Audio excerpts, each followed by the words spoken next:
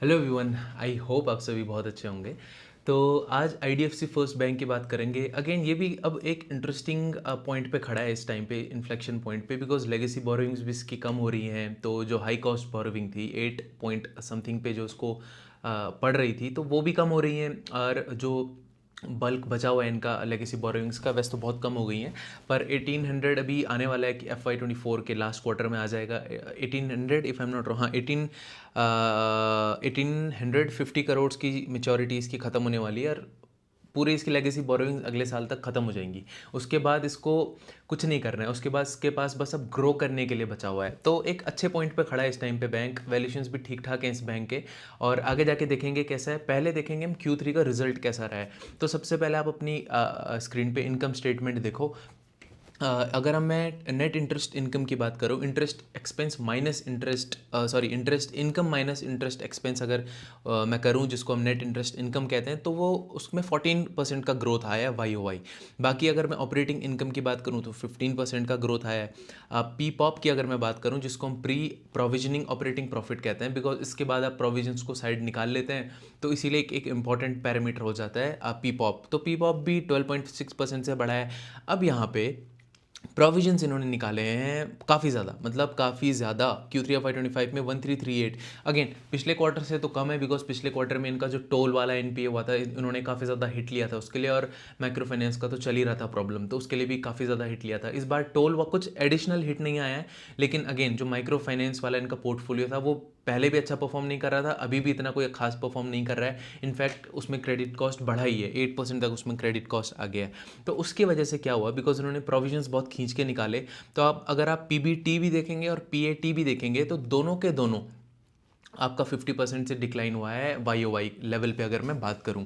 तो रिजल्ट कोई बहुत अच्छे तो नहीं थे इसके, और ये एक्सपेक्टेड था। एटलीस्ट इस बार कोई नेगेटिव सरप्राइज नहीं था, जैसे लास्ट टाइम पे आपने देखा होगा। तो अगेन कभी भी हम किसी बैंक को डिस्कस करते हैं, तो उसके लिए दो साइड डिस्कस करनी बहुत ज़रूरी हो जाती है। एक तो आपके पास लाइबिलिटी कितनी है, लाइबिलिटी में भी आपके डिपॉजिट्स कितने हैं, बिकॉज लाइबिलिटी मतलब आपने कहाँ कहाँ से पैसा उठाया है और आपको वो उधार चुकाना है, आपको वो रीपे करना है, तो वो लाइबिलिटीज़ हैं। अब कोई भी बैंक सबसे बहुत तरीक़ों से इंस्ट्रूमेंट से पैसा उठा सकता है। इंफ्रास्ट्रक्चर बॉन्ड्स हुए, कोई भी नॉर्मल कॉरपोरेट बॉन्ड्स हो गए, किसी दूसरे बैंक से पैसा ले लिया, या फिर एक तो सबसे बड़ा इनका सोर्स होता है कस्टमर डिपॉजिट्स का। NBFCs का नहीं, इसका कस्टमर डिपॉजिट्स का। जो भी आपका कमर्शियल बैंक अलाउड है पैसा लेने के लिए, डिपॉजिट रेज करने के लिए, तो वो सबसे ज़्यादा डिपेंडेंट रहते हैं डिपॉजिट्स पे।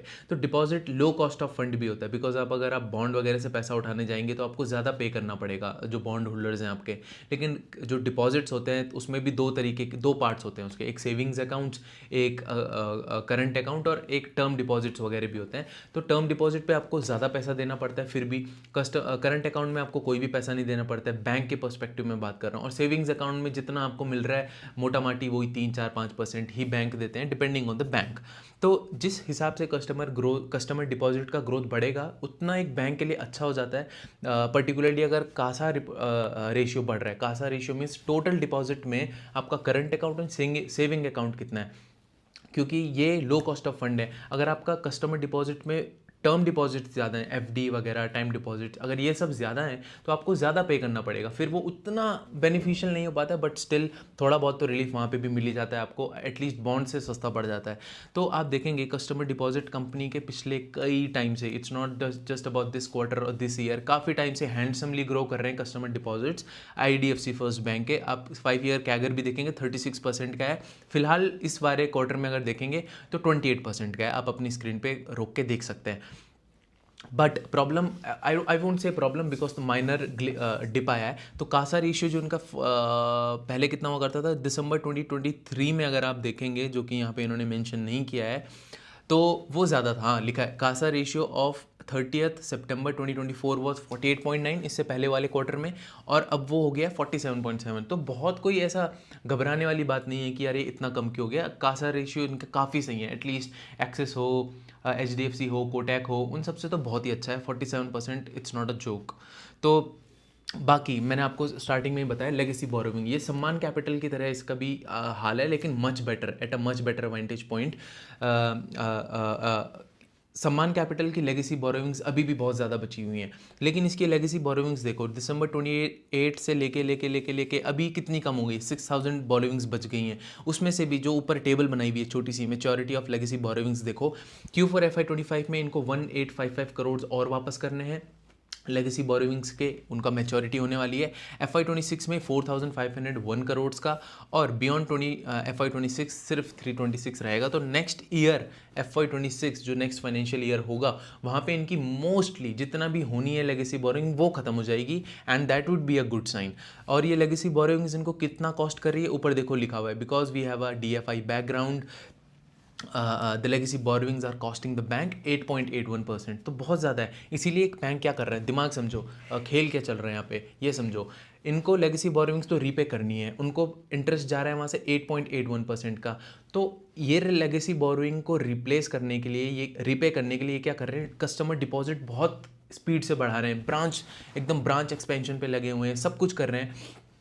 इसीलिए आप देखेंगे इनका जो ऑपरेशनल एक्सपेंडिचर जो रेशियो है वो काफ़ी ज़्यादा है। इसीलिए ज़्यादा है क्योंकि ये कस्टमर डिपॉजिट पे बहुत फोकस कर रहे हैं, because they are low cost of funds, और वहाँ से लो कॉस्ट ऑफ फंड में पैसा उठाएंगे और अपनी लेगेसी बोरोइंग्स को रीपे करेंगे। तो ये आपको ध्यान देना है, ये इसीलिए काफ़ी हद तक अपनी डिपॉजिट बढ़ा रहे हैं। और दूसरा इसीलिए बढ़ा रहे हैं जो HDFC बैंक के साथ हो रहा है इस टाइम पे, कि क्रेडिट डिपॉजिट रेशियो बहुत हाई है। और अगर मैं परसों रॉयटर्स में न्यूज़ पढ़ रहा था कि इस बार भी काफ़ी ज़्यादा जो CFO हैं HDFC बैंक के, उनका स्टेटमेंट आया था कि हम बहुत ज़्यादा सिक्योरिटाइजेशन करेंगे इस टाइम पे, इस ईयर भी, बिकॉज उनको क्रेडिट डिपॉजिट रेशियो कम रखना है। मैंने आपको बताया हुआ है HDFC और ICICI बैंक की, किसी ने अगर वो वीडियो नहीं देखा है तो वो प्लीज़ एक बार जाके देखो, बहुत सारे डाउट्स आपके क्लियर होंगे। 1 घंटे का वीडियो है, इतना डिटेल में मुझे नहीं लगता है कि किसी ने भी कभी भी, आपको कोई भी यूट्यूब पे ऐसा वीडियो मिल जाएगा, तो उसका भी मैं लिंक डाल दूंगा, वो ज़रूर देखना। वहाँ पे मैंने समझाया हुआ है हाई क्रेडिट डिपॉजिट रेशियो से क्या इम्पैक्ट पड़ता है।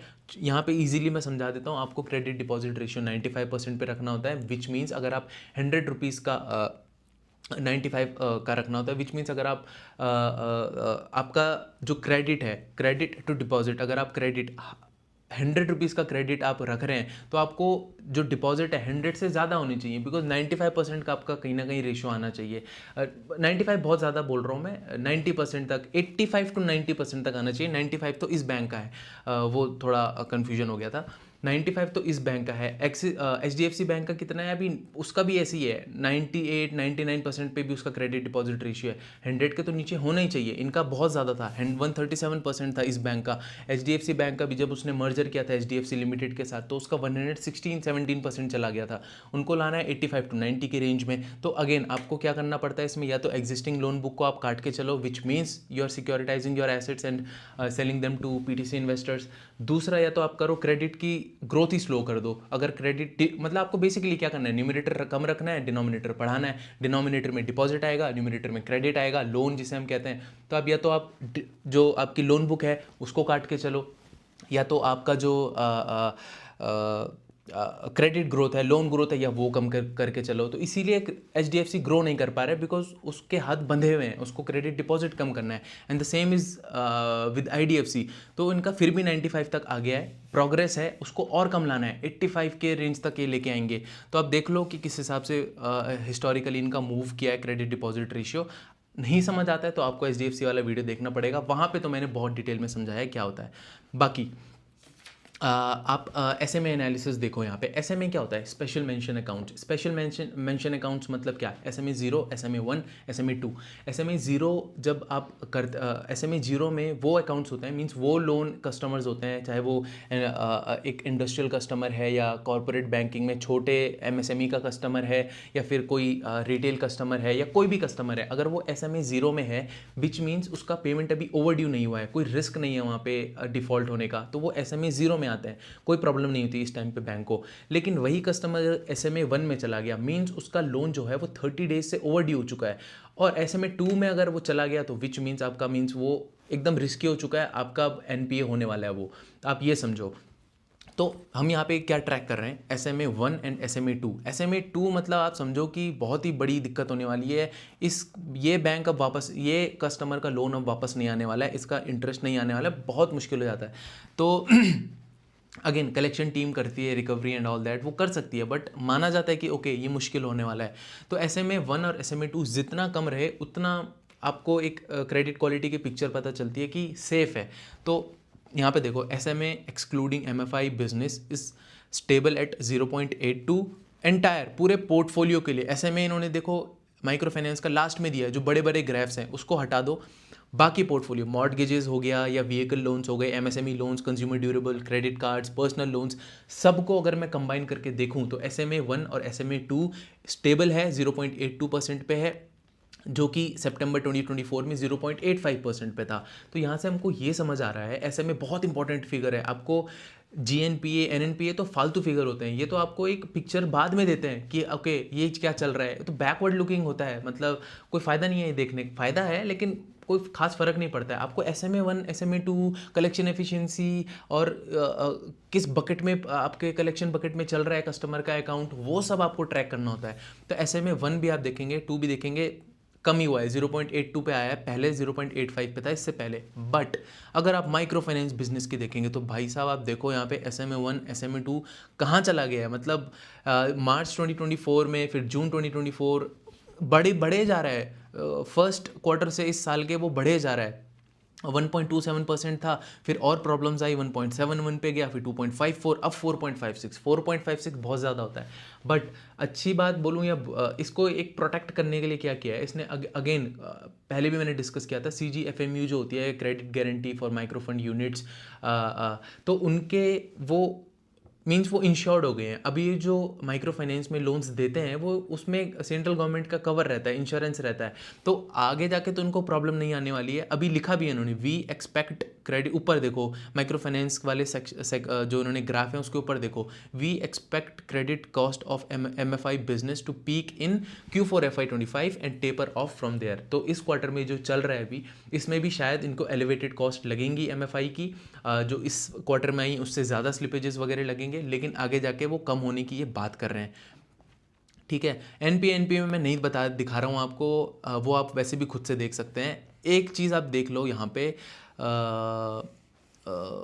चलो छोड़ो, कोई फ़ायदा कोई मतलब नहीं है NPA का, तो वो बहुत आउटडेटेड फिगर्स होते हैं NPA के, वैसे भी आपको कोई दिख जाएंगे, कोई प्रॉब्लम नहीं है NPA का इस टाइम पे बैंक में। लेकिन माइक्रो फाइनेंस का मैं आपको NPA दिखा देता हूँ, वो थोड़ा इंपॉर्टेंट है बिकॉज वो बढ़ गया है। ग्रॉस NPA अगर आप देखेंगे तो भाई साहब 2.52% से 4.45% पे आ गया है। नेट NPA भी आप देखेंगे तो 0.49% से 1.11% पे आ गया है। नेट NPA ग्रॉस में क्या फ़र्क होता है, ग्रॉस NPA आपके एक्चुअल नॉन परफॉर्मिंग एसेट्स होते हैं जिनसे इंटरेस्ट आना बंद हो गया है, जिन लोन से।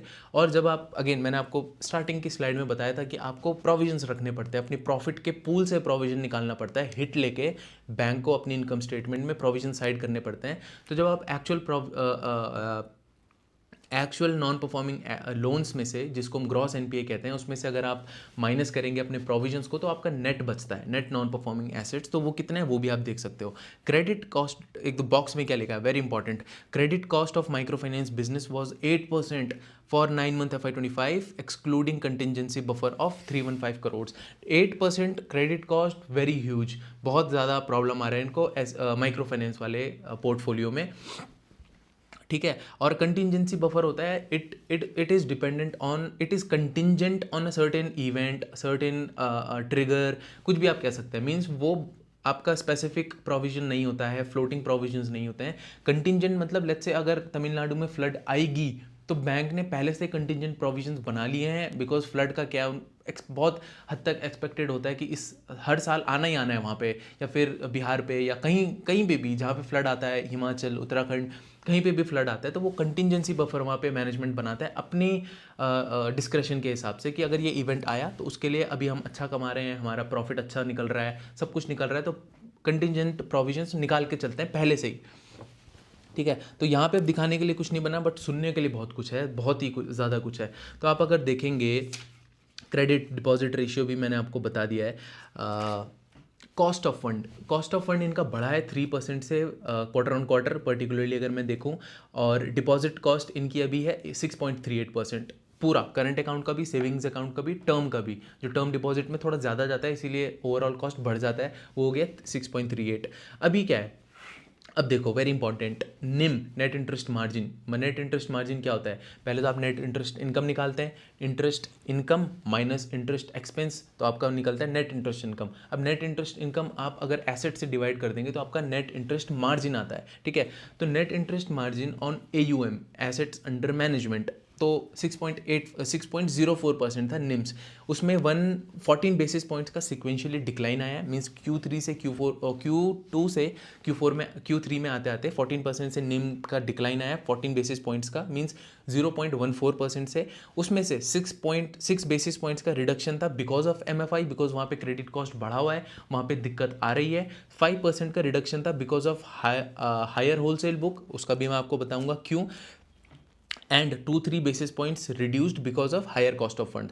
तो पहला रीज़न तो आपको समझ आ गया होगा कि बिकॉज MFI में कॉस्ट वगैरह बहुत ज़्यादा पड़ रही हैं, प्रॉफिट नहीं बन रहा है वहाँ पे, प्रॉफिट छोड़ो वो लॉस में जा रहे हैं उस वाले सेगमेंट में।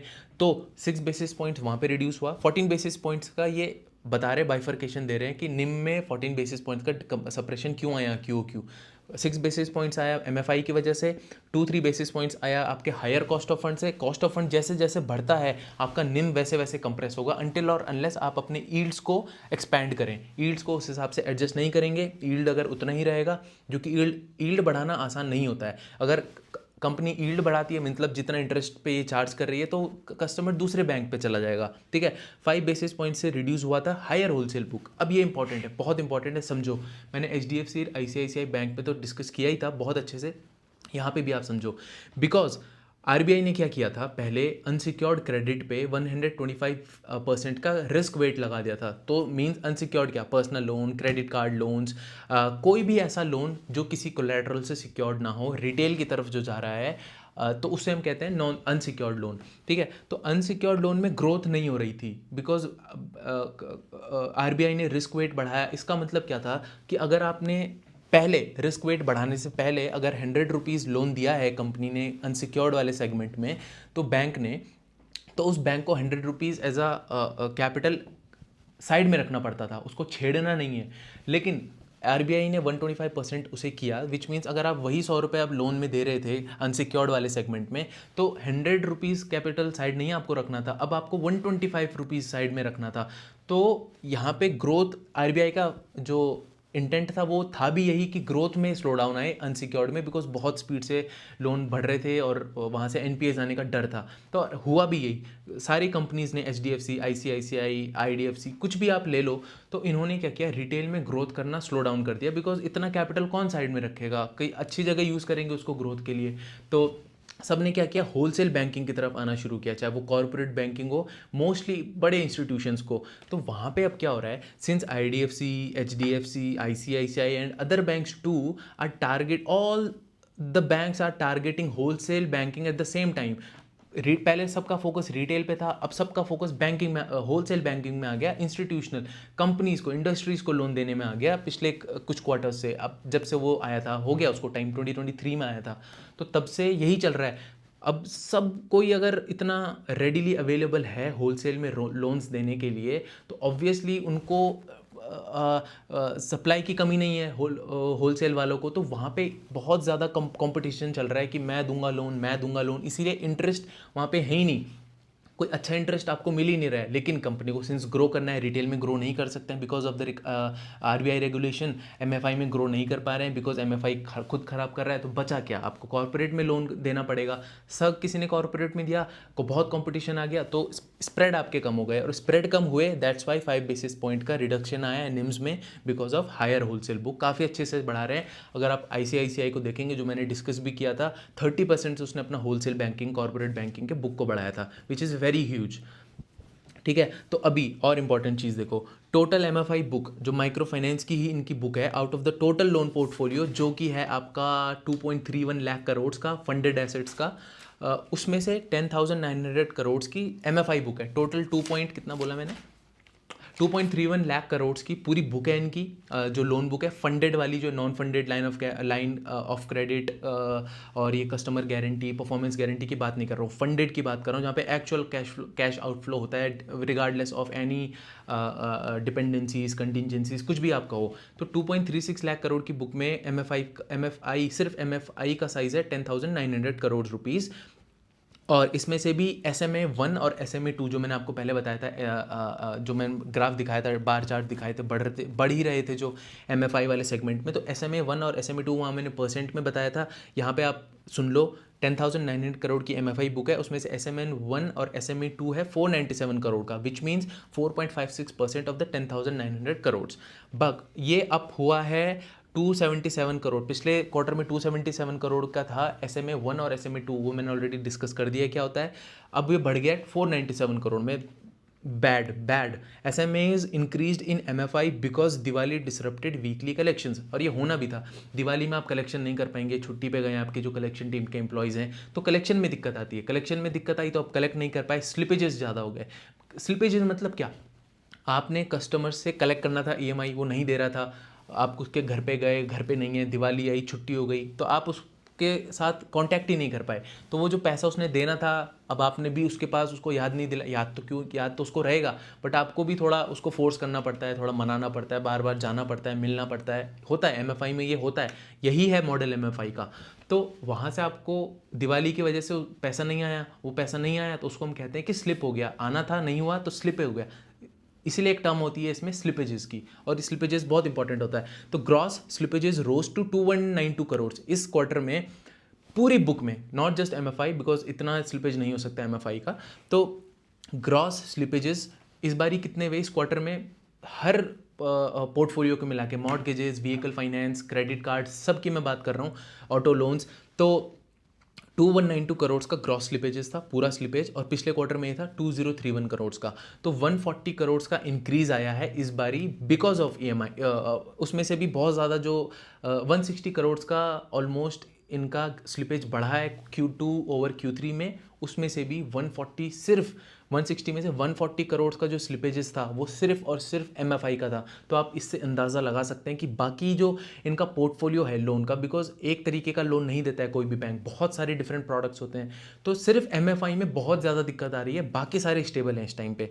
और ये MFI में कह रहे हैं कि नेक्स्ट जो ये क्वार्टर चल रहा है इसके बाद वो भी ठीक हो जाएगा, ठीक है। बाकी बाकी interesting, very interesting, OPEX guidance इन्होंने अब कम कर दी। ये 18 to 20% से ग्रो करे जा रहे थे अपने ऑपरेशनल एक्सपेंडिचर को, ब्रांच खोलना, ये सब करना, एडवर्टीजमेंट करना, सब कुछ इंक्लूडेड होता है उसमें। मोस्टली इनका खर्चा आ रहा था ब्रांच बढ़ाने में, बिकॉज मैंने आपको पहले बताया स्टार्टिंग में ही कि डिपॉजिट्स इनको बहुत ज़्यादा चाहिए, because they have to wind down their legacy book. तो OPEX गाइडेंस नेक्स्ट ईयर से ये क्या कह रहे हैं, FY 26 में जो हम 18 to 20% ग्रो खर्चा कर रहे थे अपने पूरे ब्रांच एक्सपेंशन में, अब वो खर्चा होगा सिर्फ 13% का, ठीक है। तो इससे क्या फ़ायदा, better operating leverage. Next year से you can expect this bank to have better operating leverage, because cost कम हो रही है, जितना इन्होंने एक्सपेंड करना था कर लिया मोटा माटी, अब तो एवरेज जितना ग्रो करते हैं उतना ही एक्सपेंड करेंगे, अभी एक्सपेंशन बहुत स्पीड में हो रहा था, ठीक है। तो OPEX ग्रोथ आप देखो, इसका भी ट्रेंड देखो, मैंने लिखा हुआ है Q1 FY 25 में 21.1% YOY ग्रो किया था ऑपरेशनल एक्सपेंडिचर, Q2 में 17.7%, Q3 में 16%, और आप देख रहे हैं ट्रेंड देख रहे हैं, 21% से 17 पे आया, फिर Q3 में 16 पे आया, और अगले साल ये कह रहे हैं 13% पे आ जाएगा। तो कॉस्ट उतनी ज़्यादा नहीं बढ़ेंगी, रेवेन्यू ये कह रहे हैं कि हमें कोई प्रॉब्लम नहीं है 20% प्लस ग्रोथ करने का for the next 2-3 years, 5 years. तो ग्रो ये टॉप लाइन मैनेजमेंट के हिसाब से, मुझे नहीं पता कैसे ग्रो करेंगे, एग्जीक्यूशन कैसे करेंगे, ठीक ही करते हैं ये, कोई प्रॉब्लम नहीं है। Bank again, the basic fundamental thing is कि आप लोग बैंक को कंपेयर करते हैं दूसरी इंडस्ट्रीज़ के साथ, ऐसा नहीं होता है। बैंक को अगर टर्न अराउंड करना है, एक्चुअल परफॉर्मेंस उसको दिखाना है कि देखो कि मैं करके दिखाया टर्न अराउंड, उसमें टाइम लगता है, बहुत टाइम लगता है। इसको ज़्यादा लग रहा है बिकॉज लेगेसी बुक इनकी बहुत ज़्यादा है, अब सम्मान को और ज़्यादा लग रहा है कि उसकी सम्मान की लेगेसी बुक और ज़्यादा है, तो उसको और टाइम लगेगा। तो ये चीज़ आपको बहुत अच्छे से समझनी है। बाकी सब जितने भी लोन के प्रोडक्ट्स हैं इनके, एक बार मैं सबको देख लेता हूँ, सबका ग्रोथ आपको बता देता हूँ, आपको बहुत क्लियर हो जाएगा कि एक बैंकिंग में काम कैसे होता है, सेगमेंट्स क्या क्या है। तो इनका पहला सेगमेंट मॉर्टगेज एंड व्हीकल वाला है, ग्रोइंग वेरी गुड। इन्होंने ग्रोथ रेट ऑफ कोर्स ये हर उसका मेंशन नहीं किया है, होगा स्लाइड में, मैंने नहीं लिखा है। टू व्हीलर्स इनका बहुत ज़्यादा है, व्हीकल फाइनेंस में भी ये टू व्हीलर को ज़्यादा कैटर करते हैं, 70% of the entire vehicle finance इनका टू व्हीलर्स की तरफ जाता है, ठीक है। दूसरा सेगमेंट बिजनेस बैंकिंग, जो मैंने आपको बताया, वर्क छोटा, बिजनेस बैंकिंग में छोटे लोन्स मतलब 400, 500, 600 करोड़ से कम जिनका टर्नओवर होता है उनको working capital loan backed by collateral, FD हो करवाते हैं या फिर कोई भी कोलेटरल हो तभी ये लोन देते हैं, working capital loan. Wholesale banking मैंने यहाँ पे बताया, बड़े जिनका 600-700 करोड़ से ज़्यादा का टर्नओवर है, जहाँ पे बहुत कॉम्पिटिशन है इस टाइम पे, दैट इज़ होलसेल बैंकिंग। तो loans to big institutions growing 20% here, मतलब 20% से ग्रो कर रहे हैं ये, और पिछले 1-2 क्वार्टर से भी जितना मुझे ध्यान आ रहा है ऐसे ही ग्रो कर रहे थे। इसीलिए बिकॉज इनका जो एक बहुत बड़ा पार्ट है होलसेल बैंकिंग का वो 20% से ग्रो कर रहा है, तो मतलब ज़्यादा इस बारी लोन उस सेगमेंट में जा रहे हैं और वहाँ पे पैसा नहीं मिल रहा है इतना, इंटरेस्ट उतने अच्छे नहीं है, इस वजह से इनका जो निम्स का है वो कंप्रेशन आया, जो मैंने आपको पहले बताया था। बाकी इमर्जिंग सेगमेंट्स इनके बहुत अच्छे से ग्रो कर रहे हैं, गोल्ड है, क्रेडिट कार्ड है, बट सिंस बेस छोटा है तो इतना कोई मतलब नहीं होता है, 40% ग्रो करने का भी इतना कोई मतलब नहीं है। बुक इनकी हो गई है 6,918 करोड़ की, 7,000 करोड़ की लगाओ, still lower than the MFI book जो कि 10,900 करोड़ की है। एक कंज्यूमर लोन्स भी इनका आता है स्लो टू 10%, अगेन मैंने आपको बताया बिकॉज अनसिक्योर्ड क्रेडिट में स्लो डाउन था, क्योंकि RBI ने वो रिस्क वेट बढ़ा दिया था। और आपको ये भी समझना है कि RBI ने पिछले ही हफ्ते उसके रिस्क वेट को कम कर दिया, वापस ले आई है उसको 100% पे। तो इसीलिए आपको 2-3 चीज़ें यहाँ पे ध्यान देनी है कि अब अनसिक्योर्ड में जो ग्रोथ में स्लो डाउन था वो उतना नहीं दिखेगा आपको, अब रैंप अप होनी चीज़ें शुरू होंगी। और RBI ने सिर्फ अनसिक्योर्ड के लिए रिस्क वेट नहीं बढ़ाया था, RBI ने जो ये बैंक्स है IDFC, एक्सिस, बड़े बड़े जो कमर्शियल बैंक्स हैं, ये बिकॉज NBFCs को भी बहुत लोन देते हैं। जो NBFCs होती हैं, सम्मान कैपिटल हो गई, बजाज हो गई, कोई भी NBFC आप पकड़ोगे ना तो वो बहुत सारा लोन लेती है इन बड़े बड़े बैंक से। तो RBI ने क्या किया था, इन बड़े बैंक्स को ना सिर्फ इतना नहीं बोला था कि आप रिटेल को अनसिक्योर्ड में रिस्क वेट बढ़ाओ, इन्होंने NBFC को लोन देने के लिए भी रिस्क वेट बढ़ा दिया था, विच मीन्स इन्होंने कर दिया था 2023 के बाद कि अगर HDFC बैंक सम्मान कैपिटल को लोन देगा या फिर किसी भी NBFC को लोन देगा तो 100 रुपीज़ का लोन के लिए आपको 125 capital you have to keep it aside, you can not touch it वो कैपिटल। तो अब वो वापस से 100 का हो गया है। तो अब यहाँ से NBFCs को भी क्या फ़ायदा है, यहाँ से बैंक्स को तो फ़ायदा है ही, उनको ग्रो करने का मौका मिलेगा, लेकिन NBFCs को भी फ़ायदा है कि उनकी जो majority of the funding that they get through banks, वो फंडिंग का कॉस्ट कम हो जाएगा, और वो फंडिंग का कॉस्ट कम होगा तो अगेन वो यील्ड में, स्प्रेड में, इनका स्प्रेड बढ़ने का उम्मीद है। तो बहुत सारे डिसीजंस ऐसे लिए हैं RBI ने, मैं उसके बारे में नई वीडियो भी कभी बना सकता हूँ। जैसे आप देखेंगे डॉलर INR डॉलर स्वैप भी किया था, पहले $5 बिलियन का किया, और 1 मार्च को इन्होंने निकाल पहले दिया था ऑर्डर, लेकिन 1 मार्च को स्टार्ट किया है $10 बिलियन